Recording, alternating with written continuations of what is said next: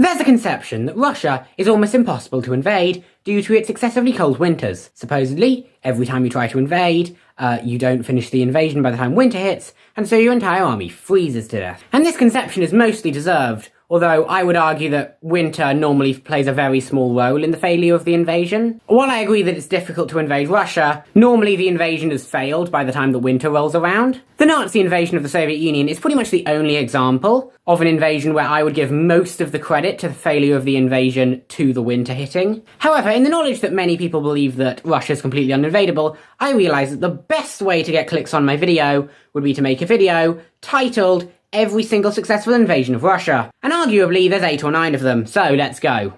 First off, we have the predecessor to Russia. In the 8th century AD, the Rus conquered Kiev and renamed themselves the Kievan Rus. But by the 1200s, the Kievan Rus had devolved into a bunch of squabbling states. You know, not really one centralised power anymore. In the 1240s, they would be invaded twice. Once by the Teutonic Knights, which was defeated in a battle over a frozen lake, and the other invasion would be by the Mongol Empire, that took about 7 years to expand from this to this. While the Kievan Rus is typically not considered Russia, it's considered the precursor to Russia, so I decided to include it, because every time somebody gives you a history of Russia, a full history, they almost always start with the Kievan Rus, the formation of the Kievan Rus. It's crazy to think that had the invasion never happened, the land we now know today as Russia would have simply stayed as a bunch of small countries. But they gained independence and became one country again.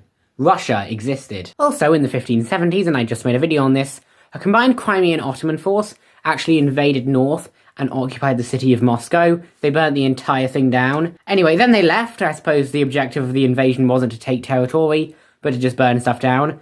But they came back the next year to, you know, burn Moscow again, I guess, and this time they lost. So Poland and Lithuania wanted to invade and conquer parts of Russia, which they did, and it succeeded. Sweden also wanted to conquer parts of Russia, which they did. So far we're on 3 successful invasions if you count the Kievan Rus one. Then, in the summer of 1854, the Allies invaded Crimea, and after a year, they took the city of Sevastopol. While it took them a year longer than they intended, they eventually end up succeeding in their goal, and so I'm going to give this another successful invasion. Next up, in 1805, Japan conquered the island of Sakhalin. However, in the peace negotiations, they had to give like half of it back. Then in 1914, the German Austro-Hungarian invasion of Russia began, and they actually pushed this far before they forced Russia to sign a peace treaty, giving up all of this land. Then in the south, the Ottoman Empire invaded and propped up a bunch of, you know, newly founded independent countries. You could argue that this was part of the same invasion as the German invasion, and you could argue that it failed because the Allies eventually forced them to withdraw to their border. However, I'm going to mark off 2 more invasions,